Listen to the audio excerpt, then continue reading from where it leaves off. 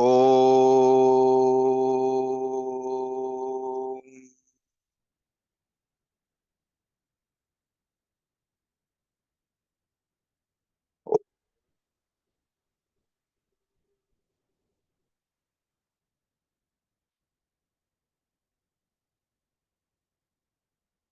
Om.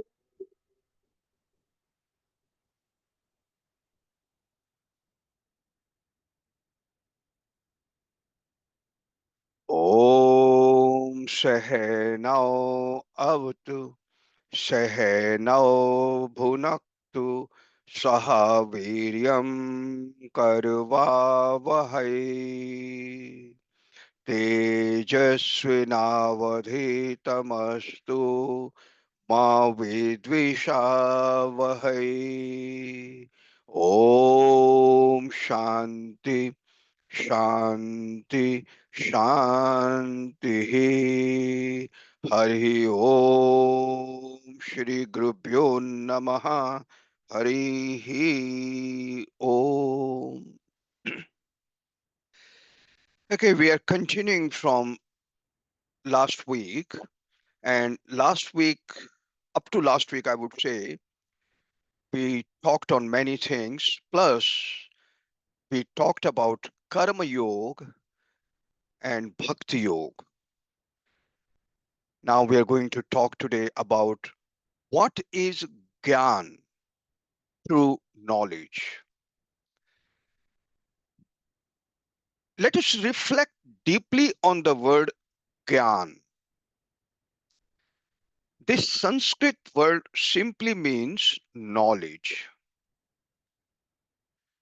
But in the spiritual text, it does not mean just any knowledge. It refers to the highest and most important knowledge, the knowledge of the self, the truth of who you really are. Now, you might say, I already know myself. I know my name, my story, my family, my emotions. Yes, of course, we all say I every day. The word I. When someone knocks on the door and asks, who is it? You reply, it is me. That means you know yourself and it is perfectly right. But think again, do we really know our true self? And this is the mystery. We may know our body, our mind, our personality, but we do not know ourselves as the infinite happiness that we are all searching for. Very important. We do not know ourselves as the infinite happiness that we are all searching for. We know I as a limited being, full of desires, fears, and struggles. But the scriptures say something different. They say that our true self is limitless joy called Paramanand, Param Anand. Now, some of you may ask, how can you say that my true nature is happiness? You do not even know my life, my problems. And I would say, I understand. That is fine. But I'm not saying this based on personal opinion. It is not my opinion. This is what the scriptures, the Upanishads, and Vedanta are teaching us. So it is not my made story. It is what the scriptures, Upanishads, and the Vedanta are teaching us. We must study them with a pure and focused mind to understand this truth. See, this is very important. If you are coming just to listen and you say, okay, fine, I understood everything, it's just a time passing, you will get that knowledge as a time passing only, because that's what your mind is trying to observe. So, what you need to do must study with a pure and focused mind to understand the truth we are discussing here. And now the question is, if we already are Paramanand, which means Param Anand, then why do not we feel it? Now the question is, because our mind is too distracted, too impure. Our attention is always going outward. So Vedant gives us a method. Now you can understand the cause is our mind. Now the step one is karma, karma kand or karma yoga, selfless action. Karma means action. So the karma helps purify the mind. Your mind is too distracted. So what you need to do in step one, follow karma yoga. Karma helps purify the mind. This is called chitta shuddhi. A pure mind becomes calm, less selfish, and more sensitive to truth. So that is the first step we need to follow. Now, step two is upasana, which is devotional meditation. Upasana gives focus, and this is called chit ekagrata, a one pointed mind. Only a mind that is both pure and focused can see things clearly. And the third thing is step number three is gyan, the knowledge of self, who you are. Now, with a purified and focused mind, and how it became focused, purified and focused mind, because we have done karma yoga, we have done bhakti yoga, one can receive the true knowledge. Now your mind is prepared to have or to accept, to understand the true knowledge. And what does Gyan tells us then? It says, you are what you are seeking. Very important. You are what you are seeking. And what we are seeking? Param Anand. And the Gyan knowledge says, Tat Tvam Asi. That means that Tvam, you, Asi, are. This is one of the Mahavakya or a great declarations from the Chandogya Upanishad, and the reference is 6.8.7, which means chapter number 6, 8 section, and verse number 7. And the second is, it is very confusing statement. Tat tvam asi, that you are. Now the next one is Ayam Atma Braham. Ayam Atma Braham means this self is Brahman. Here self is referring yourself. So again we are saying the same thing. Yourself is Brahman, the supreme reality. And this is one of the four Mahavakyas from the Mandukya Upanishad. So the first one was from Chandogya Upanishad, and this is from Mandukya Upanishad. It emphasizes that the true self, Atman, is none other than Brahman. And what is Brahman? The absolute reality.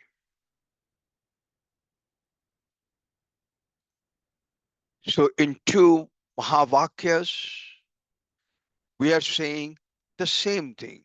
The Atman, what we have, is pure. It is same as Brahman. This is the solution.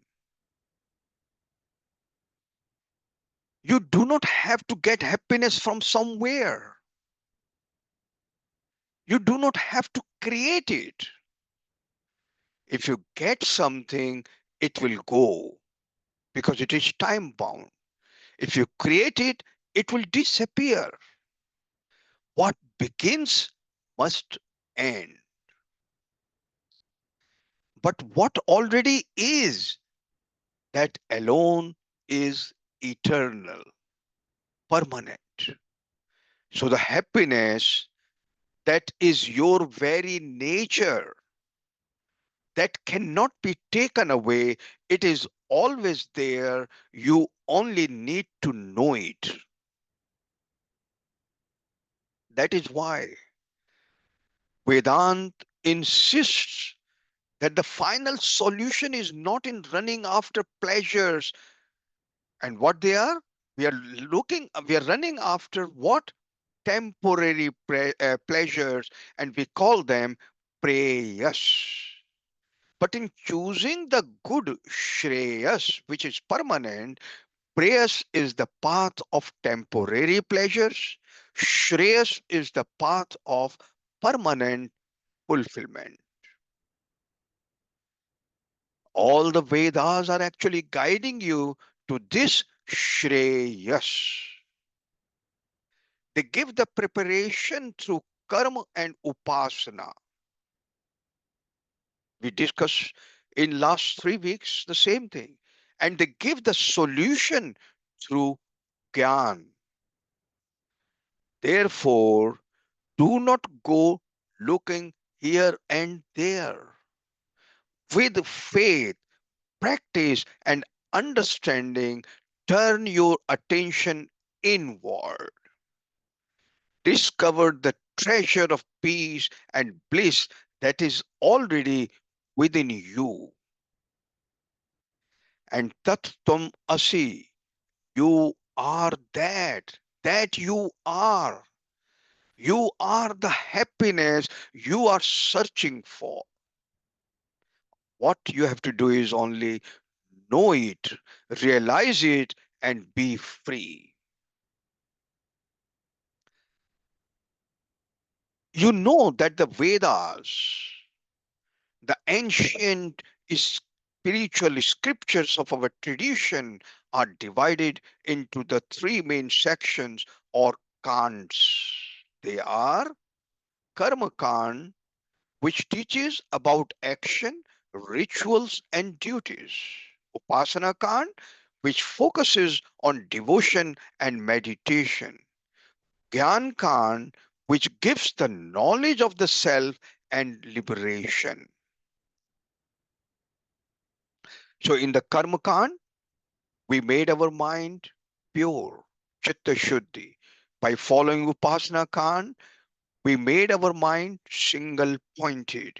Now, in the Gyan Kand, we are trying to understand that what I'm looking for outside, I'm already that. I'm realizing that. Now, let me tell you something very special here. The Bhagavad Gītā also follows this same structure like Vedant or Vedas.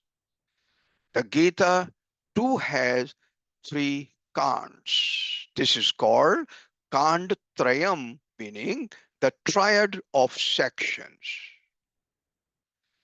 The Gita contains 18 chapters in total, and these are grouped into three sets of 6 chapters each. So the first 6 chapters, 1 to 6, make up the first section. This part focuses mainly on Karma Yoga, the path of selfless action and duties.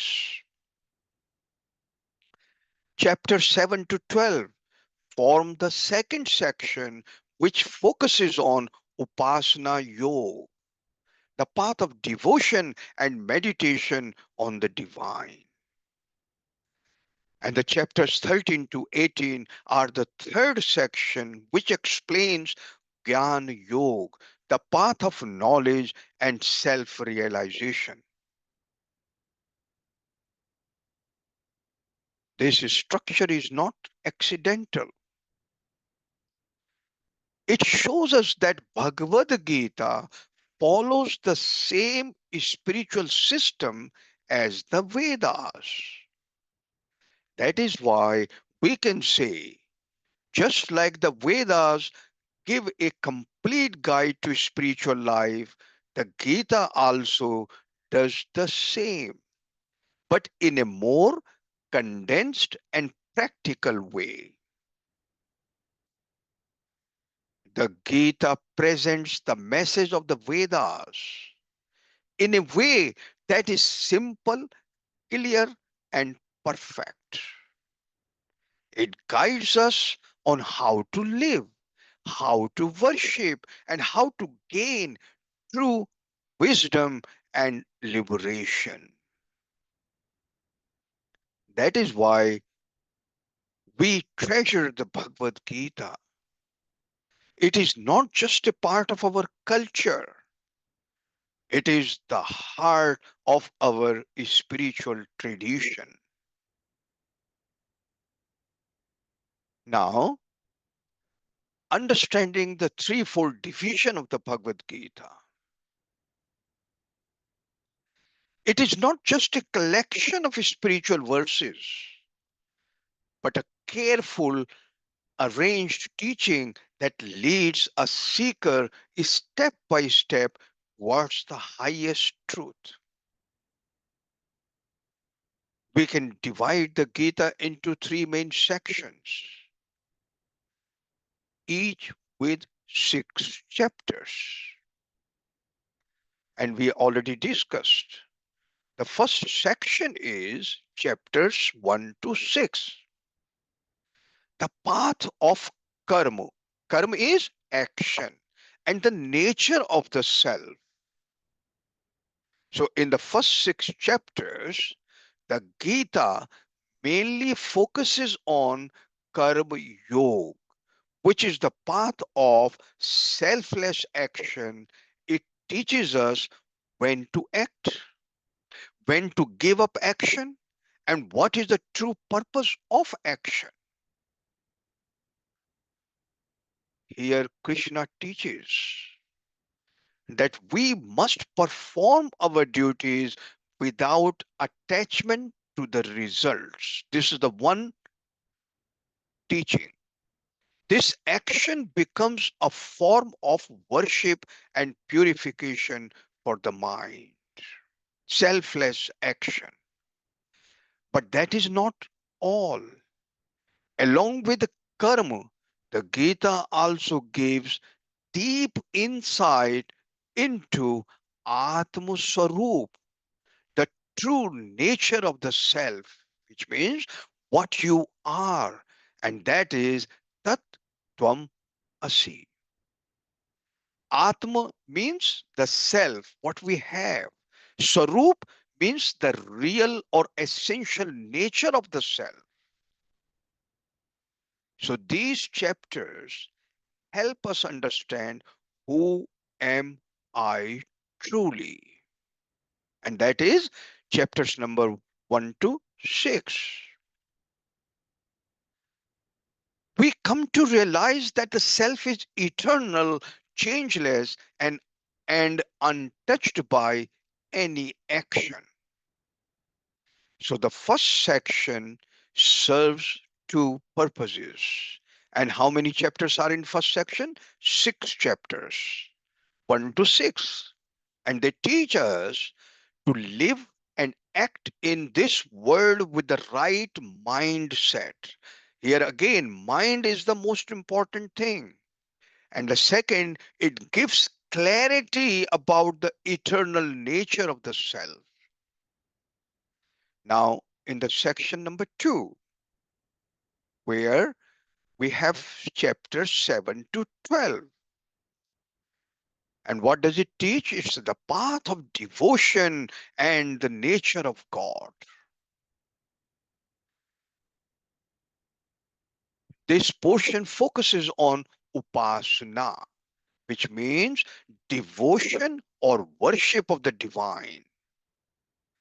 In these chapters, Krishna teaches us how to meditate upon God, love and surrender to God, and worship Him with full heart and faith.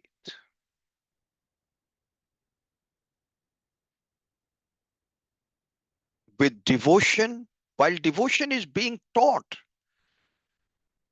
Krishna also reveals the true nature of God, which we call Bhagavad Swarup. In the first 6 chapters, we were understanding Atma Swarup, about me, the self of my. And now here we are learning Bhagavad Swarup, Ishwar Swarup. Bhagwan or Ishwar means God. Swarup again means the real nature of God.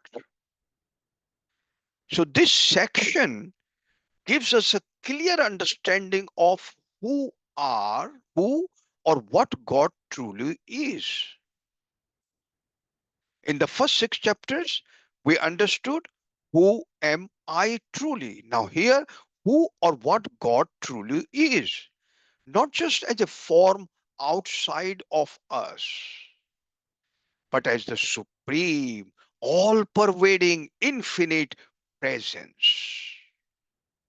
So, this second section teaches how to worship God and develop devotion. And number 2 point, and it helps us understand the real nature of the divine. Now, section number 3, which is chapter 13 to 18, the path of knowledge, which is Gyan, and the oneness of self and God. Now we come to the final 6 chapters. This section focuses on Jnana Yoga, the path of knowledge. And what is this knowledge? It is the highest truth, that your true nature is not different from God. Note, your true nature. I'm not saying here you are God. Your true nature is not different from God. You are not a limited being. You are that supreme reality, that absolute completeness, that infinite joy, which people call God.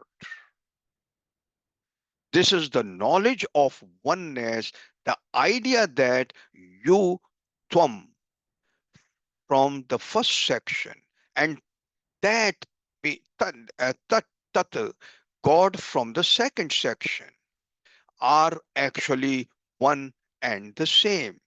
So, Tvam, we learned in the first 6 chapters, Tat in the second lot, 7 to 12 chapters, are actually one and the same. That knowledge is given from chapter 13 to 18. This is the great truth behind the Mahavakya, Tat Tvam Asi, that thou art. You are that, or that you are. The word Asi in Sanskrit means art. It shows identity, oneness. So in this final section, the Gita tells you, you are the truth. You are not different from the Supreme. You are that fullness, that eternal bliss, that highest self.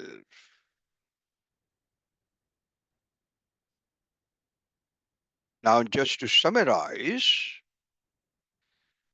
First 6 chapters, Karma and Atma Swarup, your duties and your real self. Middle 6 chapters, Upasana and Ishwar Swarup, devotion and the true nature of God. And the last 6 chapters, Gyan and the oneness, knowledge that you and God are one. This is how the Gita gently lifts us up from doing the right action to loving the divine and finally realizing the divine as your own true self. Very important point here. This is how the Gita gently lifts us up. Number one, from doing the right action, karma yoga, to loving the divine, upasana yoga, and finally realizing the divine as your own true self, jnana yoga. This is the complete path to liberation or moksha. Now let us understand something very deep.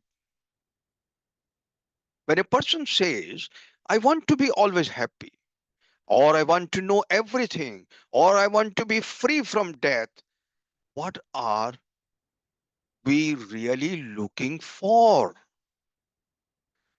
We are looking for something which the scriptures call God. Yes. When you say you want complete happiness, the scriptures say that God is the complete happiness. When you say you want total knowledge, the scriptures say God is complete knowledge. When you say you want freedom from fear and death, the scriptures say God is eternal and deathless. In truth, what you deeply seek is to become like God. Note down here, we are not saying you are God. You are trying to become like God, or you are like God yourself. We are trying to uncover it. Now, some may say that sounds arrogant or even wrong. But no, it is not arrogance, it is a fact. Now, let me explain with an example. Every wave in the ocean is nothing but water. A tiny bubble is also water. A giant wave is also water. Likewise, if God is the ocean, then you, the individual, are a wave made of that same divinity. So you do not have to become God, you already are that, which means you already have all the qualities what or the properties what God is having. That is the great teaching of Vedanta. Tat Tvam Asi. You are that, or that you are. God is not sitting far away in some corner of the universe. God is here right now as you, as me, as everything around us. Whatever you see, touch, feel, or know, all of it is divine. You have heard of the story of King Midas. Whatever he touched became gold. In our case, it is even more special. We do not need to turn things into gold. We only need to realize the gold that is already there, hidden behind our ignorance. With the right vision, you will see the divine in everything. That is why the Bhagavad Gita is so glorious. In essence, it is the very form of the Vedas. Ved Swarup. The Vedas are the highest source of spiritual knowledge, but they are vast, deep, and often difficult to study. The Bhagavad Gītā, however, brings the same deep wisdom in a simple, practical, inspiring, and beautiful way. It gives us the Vedic knowledge in a form that we can understand, apply, and live by in our daily lives. So now, shall we say in just a few simple words what we have studied so far? The Gita teaches us who we are, who God is, and the truth that we are not different from God. We are not different from God. This understanding is the key to true peace, knowledge, and freedom. Let us now continue our journey deeper into the heart of the Bhagavad Gita. Let us take a moment to reflect on an important question. And what is that? What is our true goal in life? Not something temporary like pleasure, money, or fame, which are preyas. Those are short lived and will fade one day. Our real goal is something that never ends, the ultimate goal, or in Sanskrit, Paramapurusharth. I think in the first session we tried to understand Paramapurusharth. It is about lasting peace, eternal happiness, and complete freedom from all suffering. That is what we must aim for, not just some temporary comfort. Now, the path to temporary happiness is called prayas. It looks attractive now, but it does not last. On the other hand, the path to permanent peace and happiness is called shreyas. It may not look exciting at first,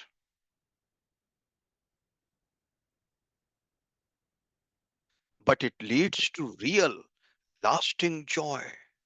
The Vedas, our ancient scriptures, teach us both prayas and shreyas. Vedas are teaching both. They give us clear knowledge about what is true and what is not, what is real and what is illusion. That is why the Vedas are called Praman. Everything is in proof, which means a means of knowledge. Just like your eyes helps you see things, the Vedas help you see the truth of life. The Vedas are divided into three parts. We call them three Khands. We discussed that. Just a revision again. Karma Kand, the section about action and duties. Upasana Kand, the section about worship and meditation. Gyan Kand, the section about self-knowledge and liberation.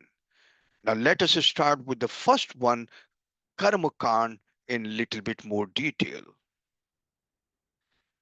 This part teaches us how to do the right actions in the right way, but not just for the sake of results. It is about doing our duties with the right attitude. That attitude is called karma yoga. So, what is karma yoga? It means bringing a sense of devotion and surrender into every action. When you work like this, your heart becomes pure. This purity is called Chitta Shuddhi or purity of the mind.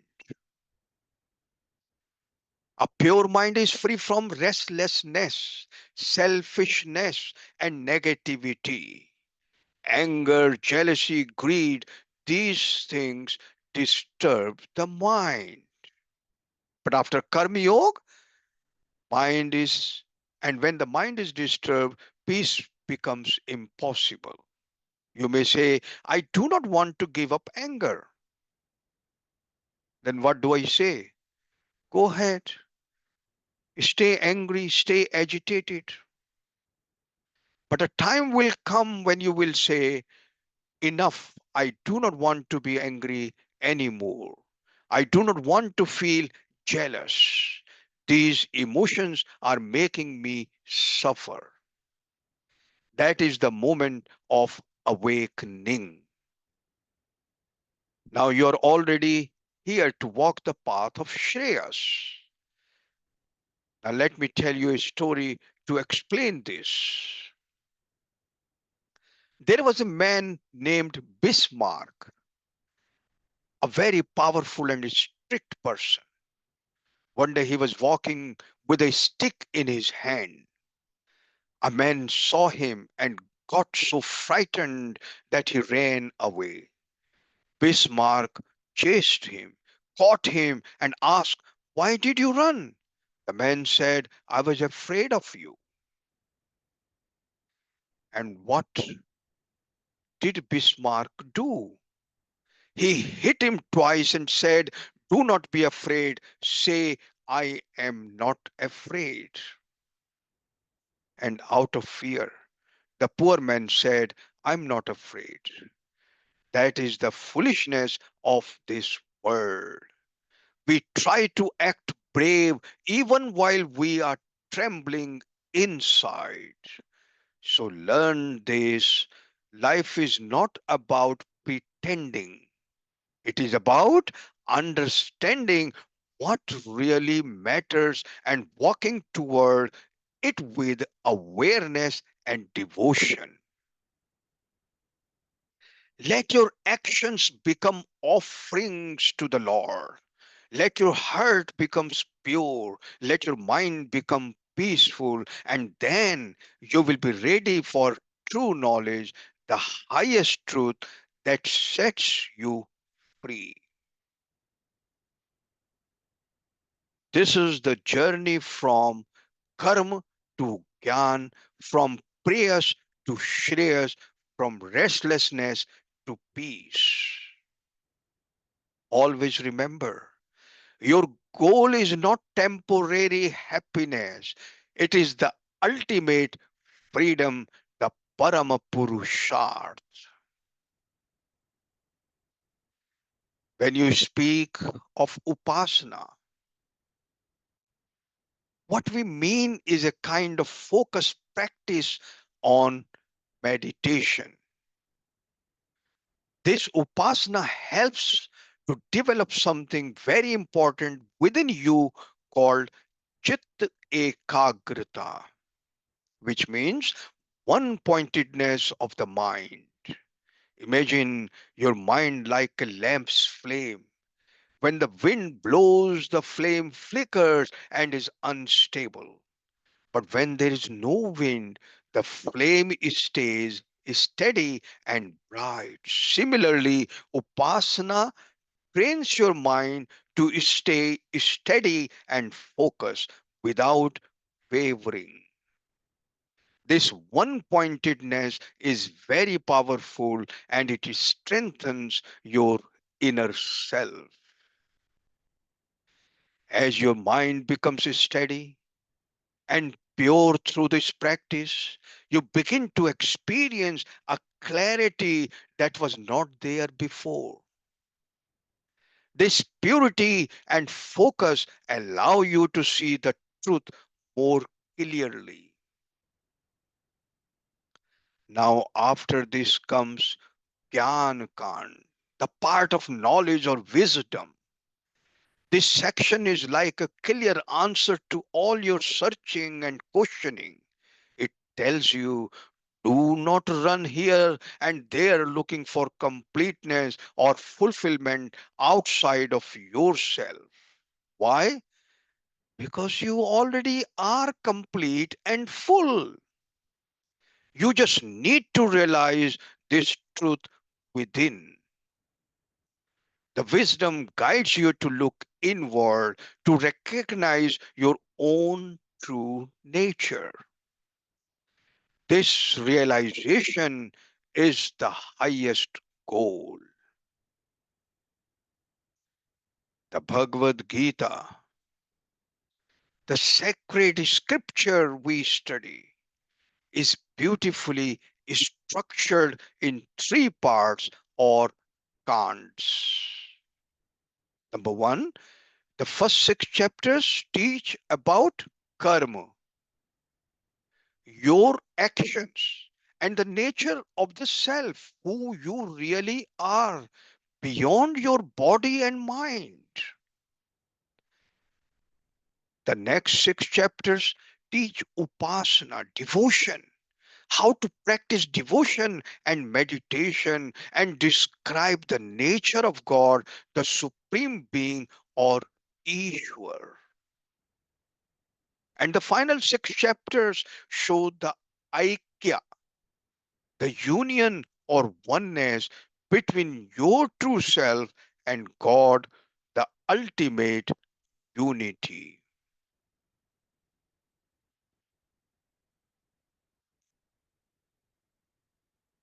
Throughout the Gita, you will find instructions on how to purify your mind and develop that steady, one pointed focus we spoke about earlier.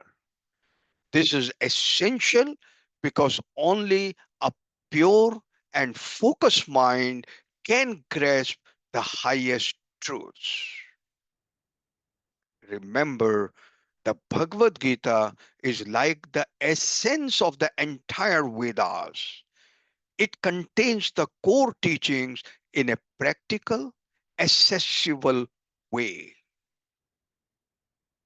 Now, to summarize again, Atma Swarup, nature of the self, our nature, our self's nature. It refers to the true nature of the individual self, Atman. The Atman is eternal, pure, changeless, conscious, and beyond body and mind. It is not the ego or personality, but the witnessing awareness within.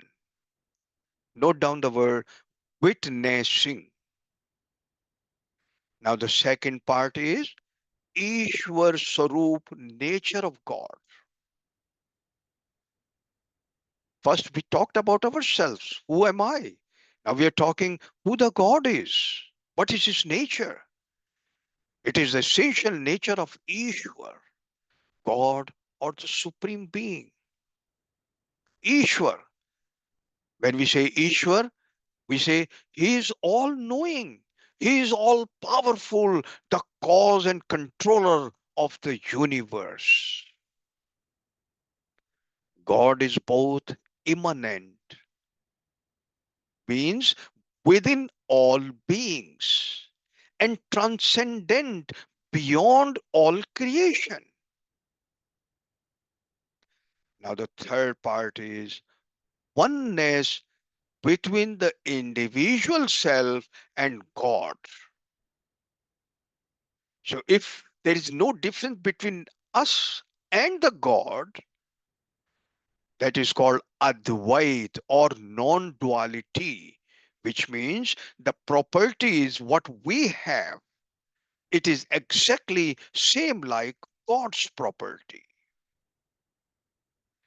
In the highest spiritual truth, the Atman and Ishwar are not two separate realities. Just as space inside a pot is not different from the vast space outside,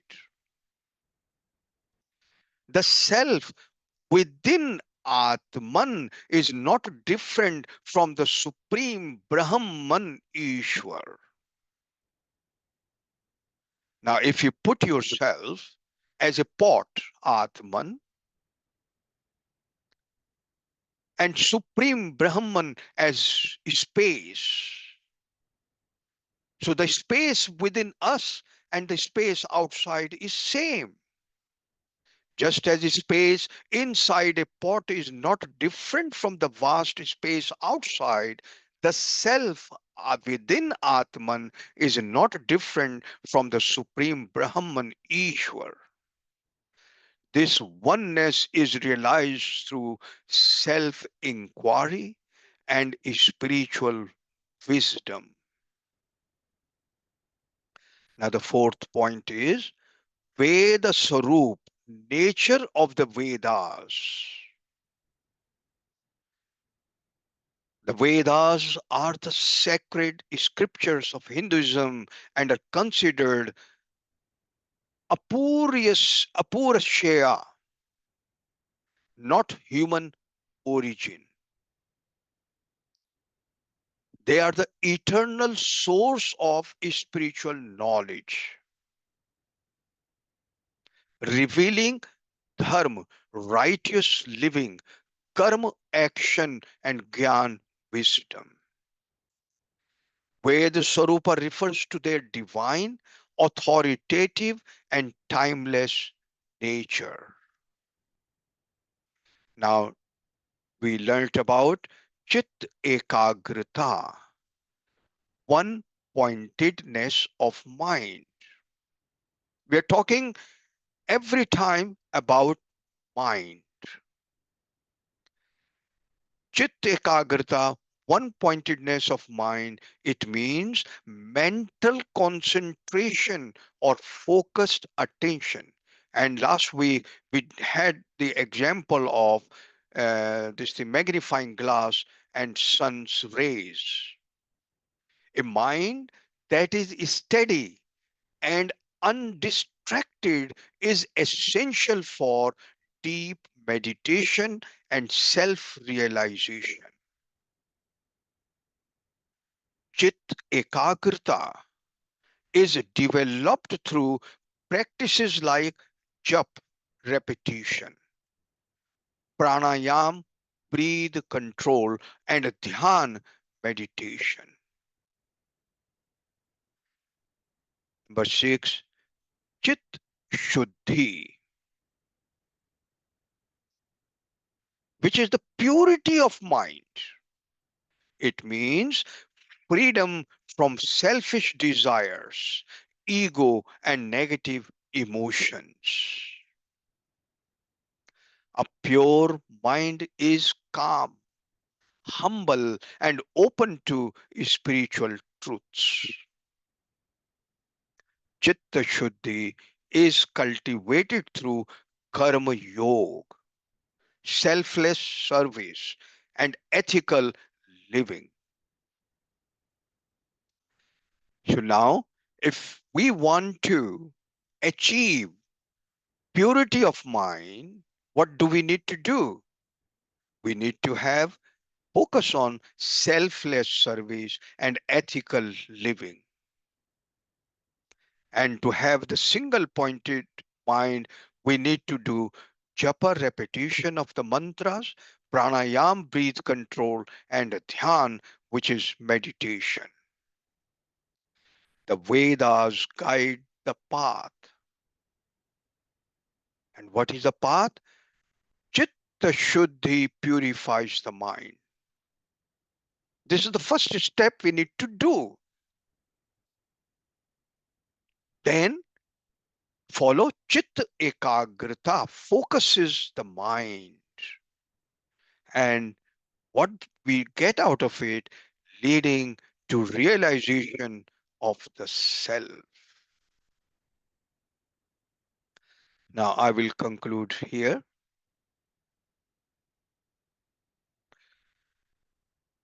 Om Purnamadaha Purnam Idam Purnat Purnam Udachyate Purnasya Purnam Adaya Purnam Eva Avashishyate.